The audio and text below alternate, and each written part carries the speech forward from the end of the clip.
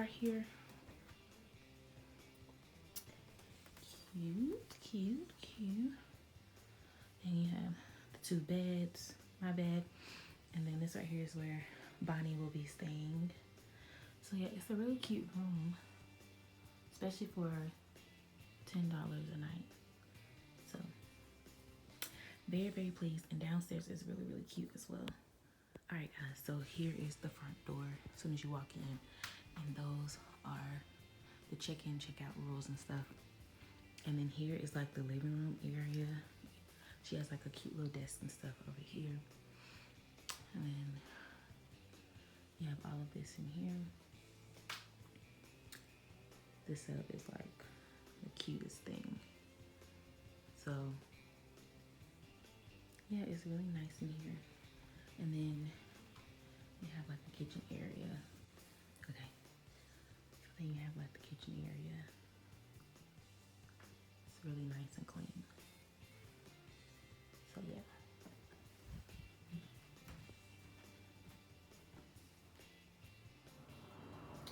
This is the bathroom. Really cute.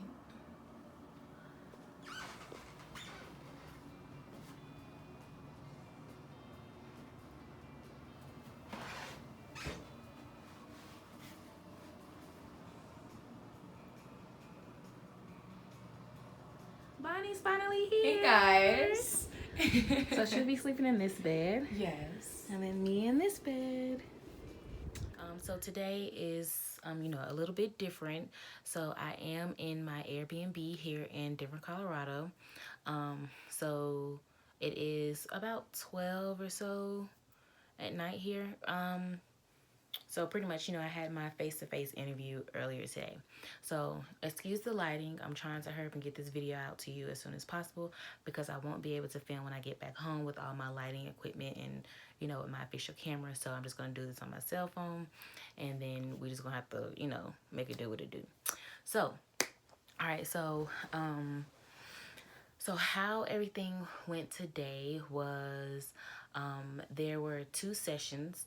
There was a 7:30 a.m. session, and then there was a 12:30 p.m. session. So in your email that you got, like your confirmation and stuff, they tell you the address, and they tell you the exact time that you will be interviewing. Went inside, and I got there around 11:10, 11:15 a.m. And check-in starts at 12 p.m. So I wanted to get there about an hour to 45 minutes early just so I can kind of mingle with other people, talk to them, just kind of see, what's going on. So that's what I did. And a lot of the people that were in the Frontier May 24th interview group, I got to meet a lot of them. They were in the vlog as well. So shout out to y'all. So I met up with a few of them, and I met some new people there as well. So, we just kind of talked about different things, things we should probably know about the company, when in the emails that they send you while, you're waiting for your face-to-face. One of the papers specifically said, make sure you know something about the company, and make sure you know, like, pretty much what, like, their slogan or something like that is. So, like basic things you would study about a company before you would go interview with them.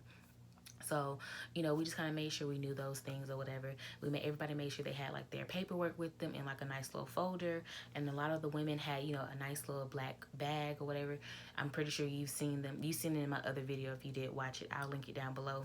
But, everybody had like a nice little tote like that. You're able to put your folder in there and anything else that you need, like your passport, your ID, phone that's on Do Not Disturb. And, just any, like some food, some snacks, because there is no food there. What they do provide is water, so that's fine. But I did have me a bottle of water as well. But I also did bring snacks as well because I knew, it was gonna be an all-day process, and I didn't know when I was gonna be able to eat again. So at my Airbnb, luckily she had like a thing full of snacks, and they're all complimentary, and the drinks are as well. So I just kind of loaded my purse up with like snacks and drinks and stuff to eat throughout the day. So anyway, so we were in the lobby or whatever, we were just talking, just, mingling with different people, just getting to know everybody. And then one of the recruiters came he was actually the director of like in-flight or something like that. He's like, looked like, I think he was like one of the big guys. So He came into the middle of the floor and he was like, hey, we're going to go ahead and line up single file, and we're going to go ahead and head on into the big conference area, right? So we lined up. I think I was like fourth in line. So we lined up, and we came around to where the conference rooms were. It was more towards like the door entrance, and then there's like a hallway. So we went down that hallway. And then right there to the right-hand side, they had a nice little table set up.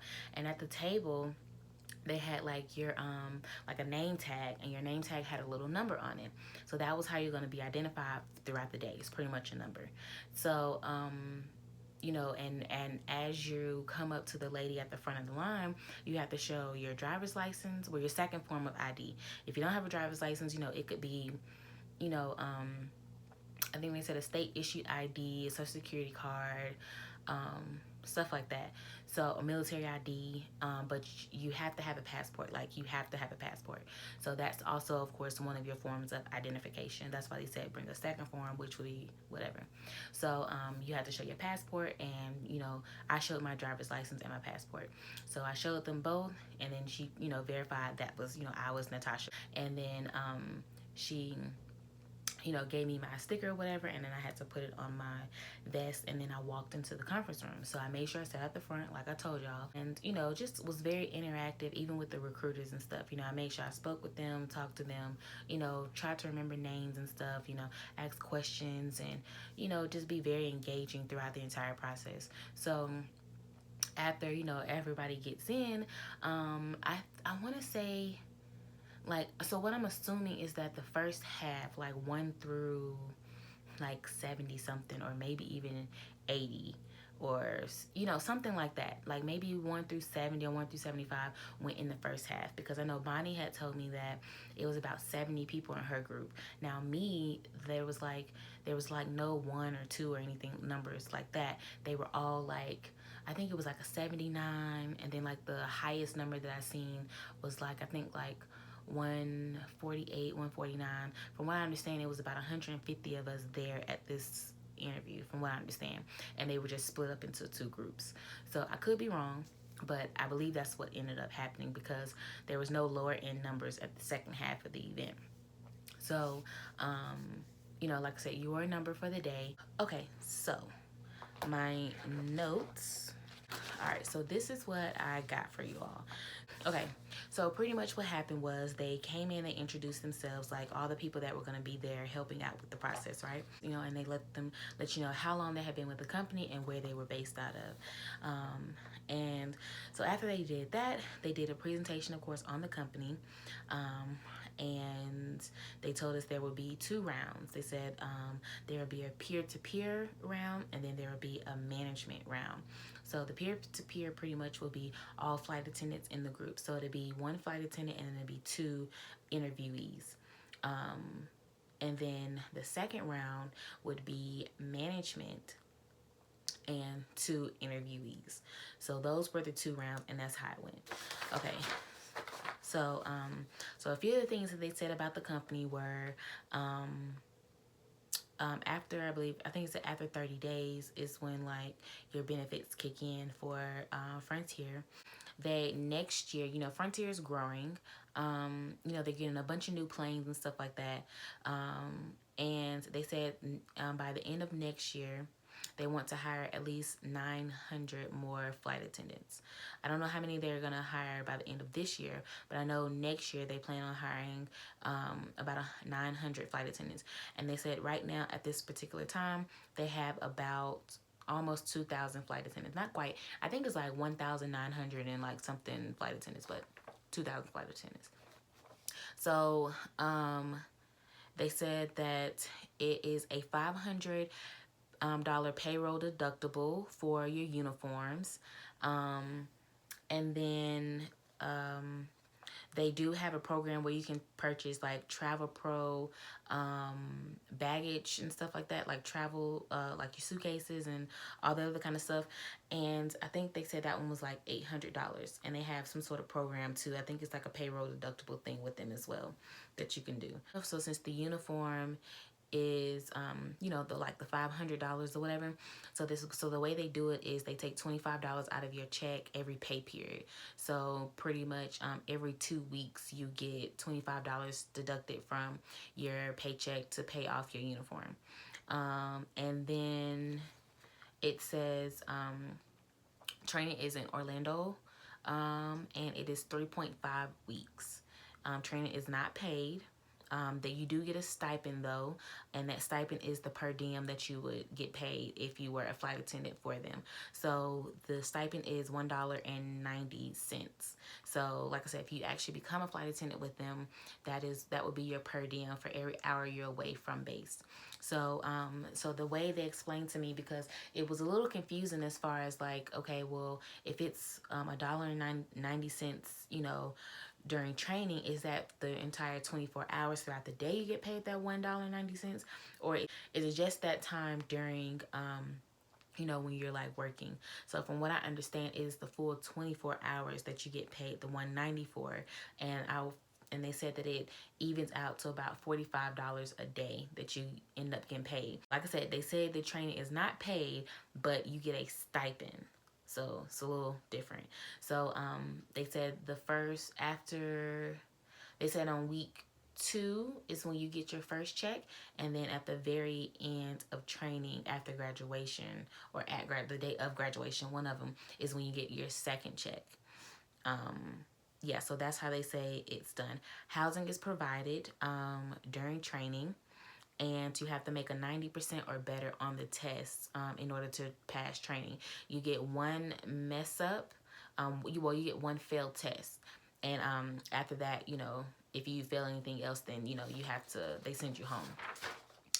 So and then they were also saying that the tests and stuff for training, you have to pass all practical examination, and they said it could be like written, oral, and practical. And then it says they said they were just saying that you have to arrive at your gates and stuff for 45 minutes. That's usually your report time whenever you have a trip. They said, full attendance during training, you have to be in full attendance. Punctuality is a must. If you are a minute late, if you, like the lady was saying, that if you're on time in this industry, then you're late. So pretty much just be early for everything. So they said punctuality is a must. If you are late, they will send you home. And you must pass your IOEs in order to technically pass training. Because the way it's explained to me is once you graduate, you're technically a flight attendant with your company. However, you're not FAA certified or something like that. So the way it works is once you do your IOE, that's when you're technically certified with FAA. So you have to have both sides. So if you don't get certified with FAA, then that means you don't become a flight attendant. Okay, all right. So and then they say drug test is done immediately after. So you know how some states, marijuana is illegal, yeah, and in other states, it's legal. However, with them, they said they said in so many words. So they were just saying, we know certain substances are legal in one place and not legal in another. So they was just saying that if any of those things come up in your drug test, or might come up in your drug test, then they said that this, at this time, this is just not the process for you. Pretty much, you can't have it in your system. At the end of the day, that's just what it boiled down to. So, if you out there in California smoking weed, pretty much, yeah, this might not be for you. So they was just saying, they don't discriminate against it. You don't even have to tell them, that that's what it is, or, if anything you've been doing that may come up in your drug test, they said that they won't discriminate, about it if you just go ahead and just leave. So with them, they did say that they are they're not a second chance company. And from what I understand, a second chance company is pretty much if you go against their rules and pretty much they find out about it, then that's when it's almost like you're almost like blacklisted. I guess that if like they said it in so many words, at least the flight attendants that were like in the room and stuff. And I mean, they and the instructors and the other the what I don't know what they the some of the some of the flight attendants, they said it in so many words, and then like the HR people said it in so many words as well. Well, management people said it in so many words as well. So they was just saying that they are not a second chance company. So they said it can hinder your chances of trying to apply again if some substances come back in your drug test, and if you are if you don't comply with the tattoo policy, because it's a very, very strict tattoo policy that they have.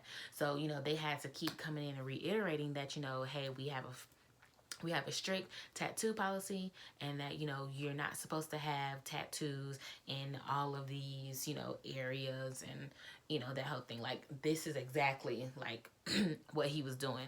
So he was just like, look, clearly we just we're not making it clear. We're just trying to figure out how we can make this as clear as possible to people so that we can stop running into these issues. So honestly, people just trying to see what they can get by, what they can get away with. And I mean, honestly, I don't even think it's worth it, because like I said, they do a thorough check for tattoos. So if you think you're gonna get away with it, I would just wait till it's completely removed. That's what they said. It has to be completely removed. Not like, oh, I have one treatment left or anything like that. Like, no, it has to be completely gone, and then that's when you're eligible to become a flight attendant with them. So yeah, so those are just some things to keep in mind. Those are just some things I wrote down for you guys while they were going over whatever. So yeah, so like I said, after the presentation, they then called the first group of people. I was in the very first group. So they called us out or whatever by numbers, and then they led us to all the way to the opposite end of the hotel where the other conference rooms were, and we went all the way down to the end. So inside of that room, they have a flight attendant set up at different tables, and they have the numbers of these different tables. So there's a lady, she tells you like, okay, so I'm gonna tell you what table to go to, and that's the table you will be assigned to do your peer interview. So I was assigned to table 5, and I think Megan was the girl's name that I had, was technically the partner that I interviewed with. So me and her, we interviewed together with one of the current flight attendants, and she asked us like a series of questions. So one of the questions she asked, if you've seen a father that was if you seen a father that had like 2 small children and a bunch of luggage, what would you do? How would you help? I pretty much just said that, I would assist either with the luggage, handling of the luggage, and, putting it in the overhead bin for him and carrying it while he tends to the children, and they get seated. Something like that is, pretty much what I said. And then she's like, okay, well, I got to add a little something extra to the question. So I was like, okay. And she was like, what? And then she's like, and then the children and the father are all split up into different parts of the plane, different seats on the plane. So I told her, I was like, okay, well, what I would do was I would speak with different passengers to see if there's some way I could accommodate to make sure that this family is seated together. I would want to make sure that they have the most comfortable flight possible, and like I said, I would also do everything in my power to make sure that they are seated together. So that's pretty much what I said. So then she also asked, when was a time I had to deal with pretty much a coworker not pulling their weight. So I just kind of said something about like serving, and how did I handle it. So something about serving, and a coworker didn't want to do like their side work or something, and I just pulled them to the side and tried to come to a common ground, a common decision or something, and see how we could best move forward in this professional environment. I said something of that nature. Don't quote me, because that's not what I said verbatim. Yeah, for the life of me, I just can't remember what all she asked. What else she asked me. I think she only, because the fire alarm went off. So in the middle of us, I think it was, I think she only asked us like 3 questions, and my last question got cut off in the end because the fire alarm went off. So I think that's what kind of threw me off as far as trying to remember that particular question. So as of right now, I can't remember. If I do remember it, I'll like added in later on. So, okay, so after that, like I said, the fire alarm went off, and then we all left the room. At the end, it was the end of the interview, anyways. So after that, we sat outside some, and then like the next group went in, and then after that, they was just like, okay, so now we're gonna go into the second part, which would be you have the interview with management. The managers came out, and then they called our names, and then this time they actually called by names instead of number. So they called you in by name. So I went in with another partner. I can't remember her name. So we sat down and we greeted ourselves, we talked a little bit, you interact with, your partner, so they can see like it's like a team effort. From what I understand with Frontier, they supposedly, now don't quote me, but supposedly they look for like, somebody that's not going to throw their, whoever they're partnering with as far as interviewing, they're not going to throw them underneath the bus. So, they're going to at least try and, work with them, cooperate, they want to see like that teamwork or something. So that's what I definitely tried to make sure that I do, was show that teamwork or whatever. Anyway, so in that interview, pretty much she asked me how would I define dependability?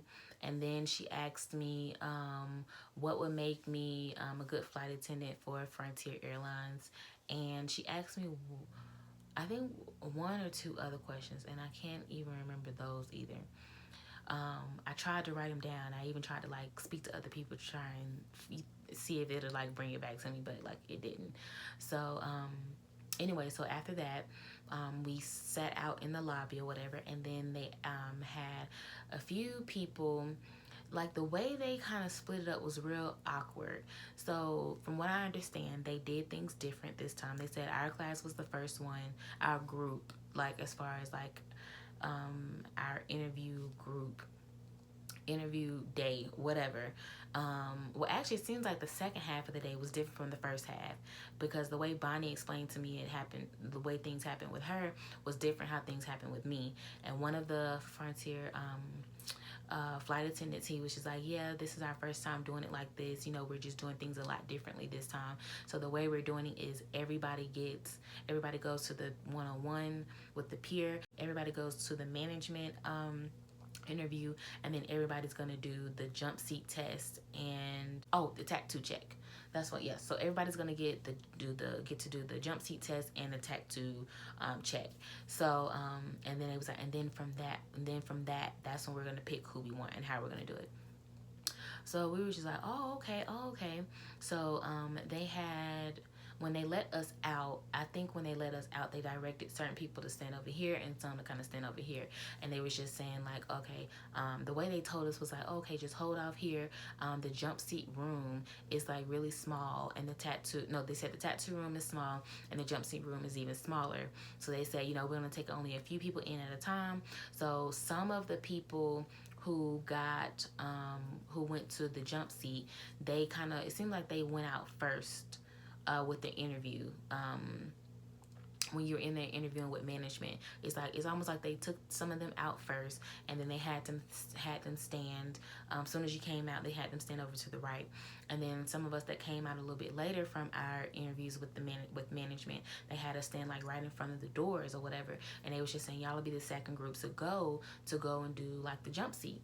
So I was like, okay, and then the other guy, he was just like, okay, who needs to do the jump seat test? And we were just like, oh, we need to do it. So he's like, oh, okay, well, come on over here. So then that made us confused too. It was just like, okay, well, I thought they said that like the room was like too small for all of us. So like, that's why, they split us up like they did. And then, they had us just waiting out there in like the hallway area, right? And, so we're all just mingling, just kind of talking, like, oh, how did you do? How did you do? Well, how did you answer that? How did you answer that? What did you get asked? That whole thing going back and forth.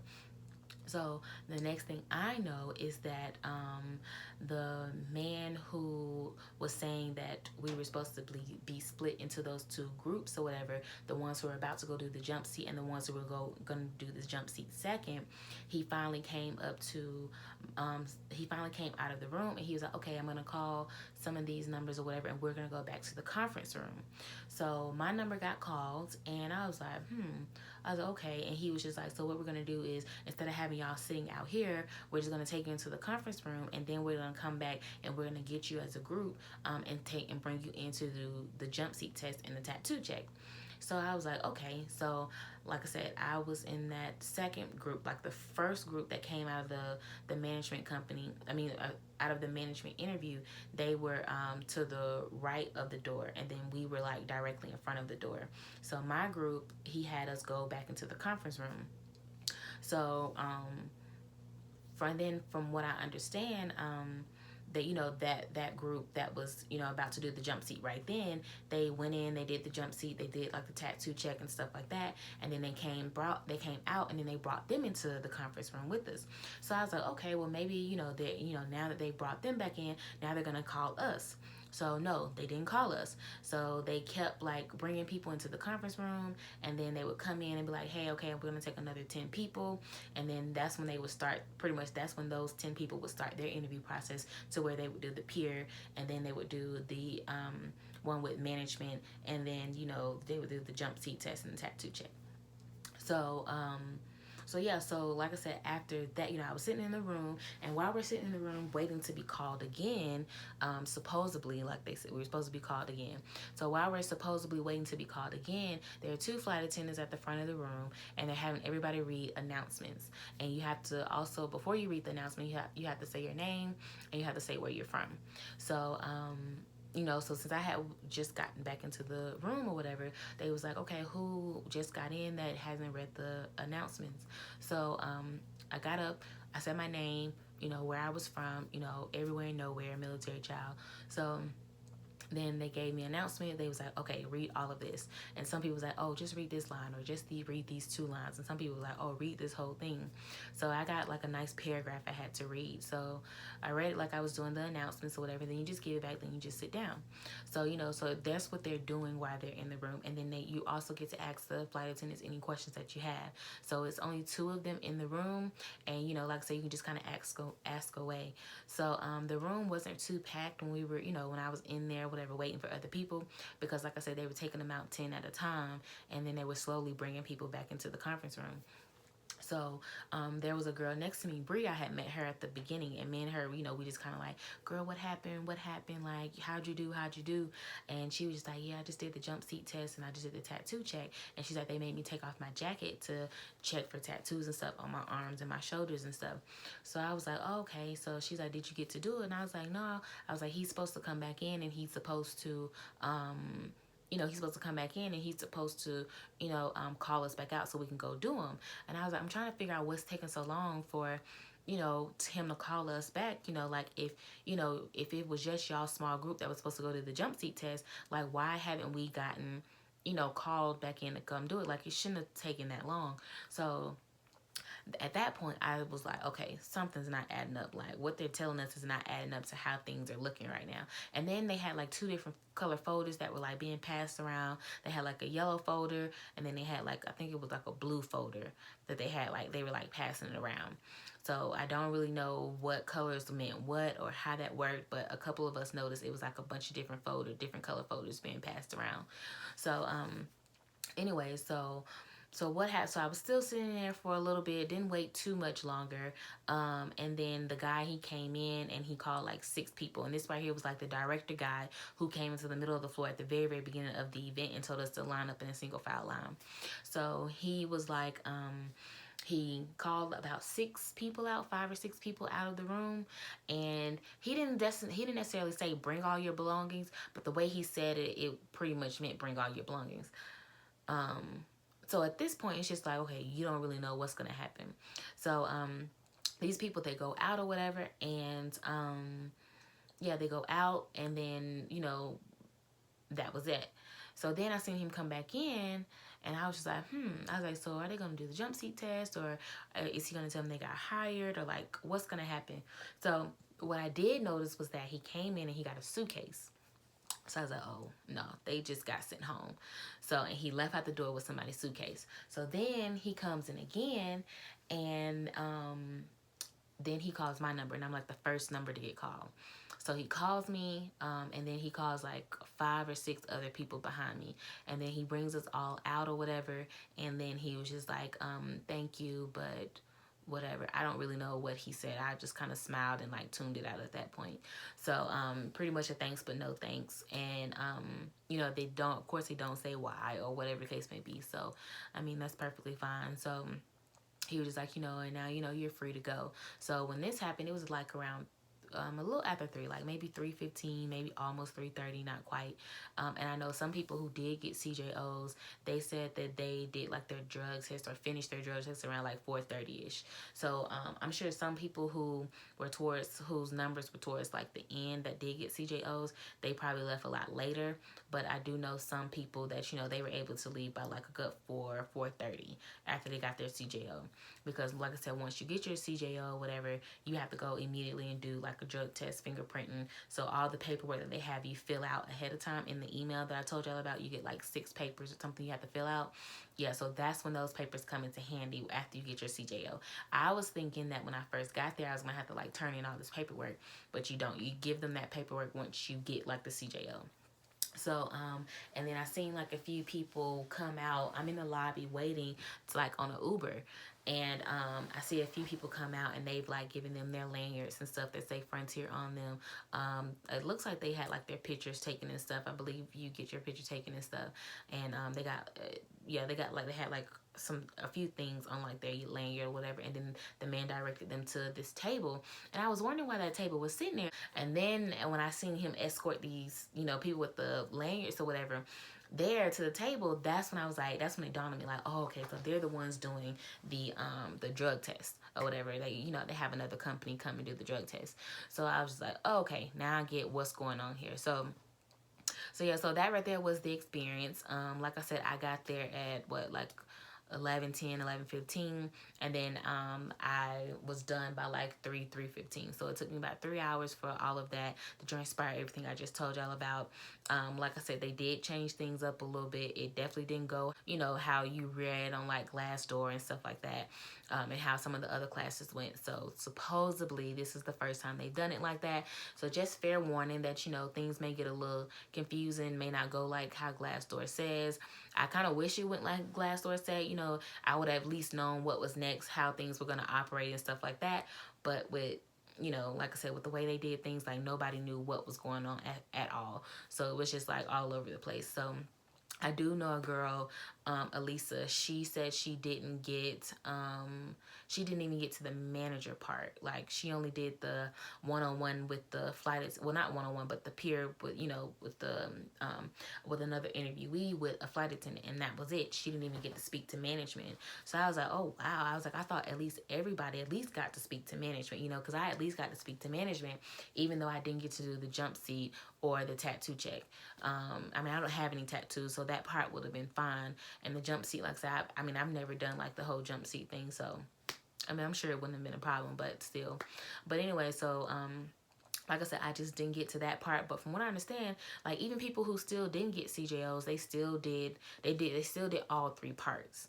You know what I'm saying? So it was a little awkward. Some people, like I said, the girl, Elisa that I was talking to, her and 2 other people didn't get to the manager part, and they were like the only ones that I heard of that didn't make it to that part.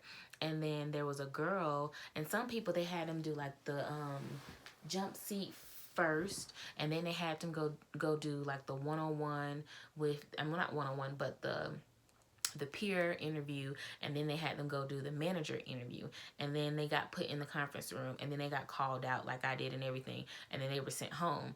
And then some people did they did the jump seat first, and then they did like the peer one, and then they had like the manager one. Then they got put into the conference room as well, and then they got taken out and then given a CJO. So it was just kind of like all over the place.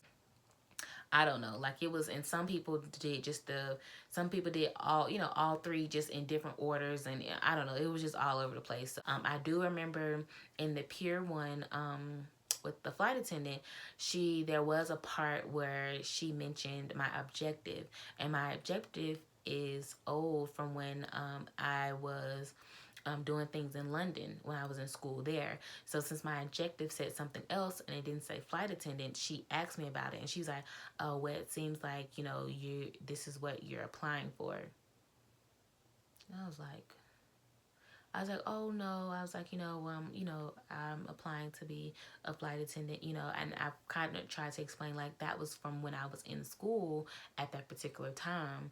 Um, but I mean, whatever. So my thing was, at least, I figured if that was like like a real big issue, they would have at least caught it and not, let me get this far. You know what I'm saying? So I'm just like, but that's the only thing I can even think of that, was not maybe up to par or something like that. I mean, besides that, I feel like I answered all the questions. Even like some of the people who did get CJOs, when I did talk to them about some of the answers and stuff that they gave, it was pretty much the exact same as mine. So it was just like, So like I said, you just never know. Every company's not for everybody, which is fine. So we all know who I'm going with. I had kind of already had my mind made up pretty much where I was going. And then once I got there in Denver the day before the interview, I was meeting up with, like the people you seen at the table and stuff. And we were just kind of discussing a bunch of things that we all had, found out about the company. Because you definitely want to do your research on every company that you work for, about the culture, just any and everything. And, so they were just, telling me some things that they had found out, and I was just sharing some things that I had found out and stuff. So, like just comparing the two, I realized that, I had made the best decision for myself personally.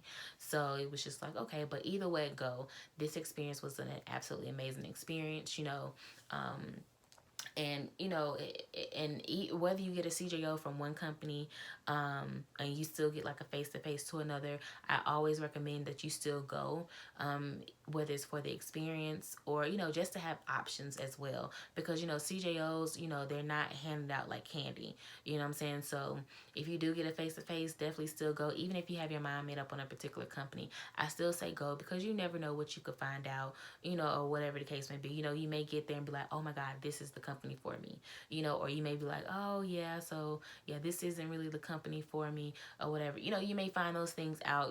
Things may be confirmed when you actually get there or something. So, like I said, everything, happens for a reason. So, I'm glad, happy with my decision or whatever. And I mean, it's all good. So yeah, so I did, congratulations to all those that did get their CJOs today. I'm so very happy for you. I hope to see you guys in the skies, or maybe in the airport or something in passing. So definitely keep in contact. So yeah, I hope this was helpful to some of you guys. And I had thought about it. I was like, oh man, now I gotta tell people like I didn't get the job. But I mean, at the end of the day, it's real life. Like I'm not on here to sit here and try and sell you a dream, or live something that I'm not living. So it is what it is. Sometimes you get a CGO, sometimes you don't. You know you got to take the L and keep on moving, so that's why it's best to just keep applying, keep applying, keep applying to any and every airline that you can, and just see where you can get, at least get your foot in the door, and then work your way up from there. Also too, so Miss Beth, I know you all see, you see behind me and stuff like that, that I'm I'm still in the Airbnb right now. So this is the night before I fly out back to Memphis. So pretty much, this Airbnb, the lady who owns it is Miss Beth. I will leave her link down below. When I say this place is like, it's so cute.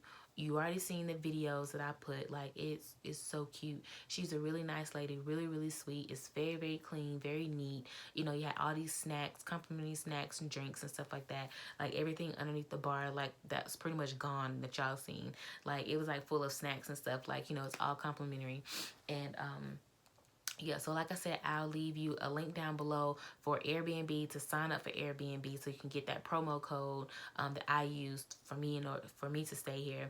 And then I'll also link her place in particular, because like I said, it's I know what the place is like, because I've lived here, so stayed here for the few days. So if you are ever going to be in like Denver, Colorado, whatever, definitely look this place up. She's a great lady, great. It's a really, really nice Airbnb. Like this, like I said, this is my first one, so I was a little skeptical. But now I'm just like, okay, Airbnb may be winning me over a little bit. So yeah, so it's definitely amazing. I love it. If I do ever come back to Colorado, this is exactly where I'm staying. And she's like, oh yeah, just let me know whenever you want to stay here or whatever. I was like, girl, you don't have to tell me twice. So yeah, so I'll leave. And even like a few of the people who interviewed or whatever, they wanted to stay here. However, this place goes so fast. Like, it's really cute. It's extremely, extremely affordable. It's very, very clean. It's nice and quiet. You don't have to worry about like, it just being really loud or disturbance or anything like that. So it was really easy to check in, and it's really easy to check out as well. It was really easy to find, and it's by a lot of things. It's a really, really nice area. It's in like the Aurora area of Colorado. Well, Denver. Yeah, Colorado. Yeah, Aurora is the name of like this little area. So it's really, really cute. It's like newly built. I know this area around here is like newly built. So yeah, great place. So yeah, I definitely recommend it. Like I said, I'll put all the links and stuff like that down below. So yeah, great experience. Like I said, I hope this helps somebody. If you have any questions or comments or whatever, just leave them down in the comments or whatever, and I'll definitely get back to you as soon as possible. But be sure to give this video a thumbs up and comment and subscribe, and I'll see you in my next video. Bye, guys.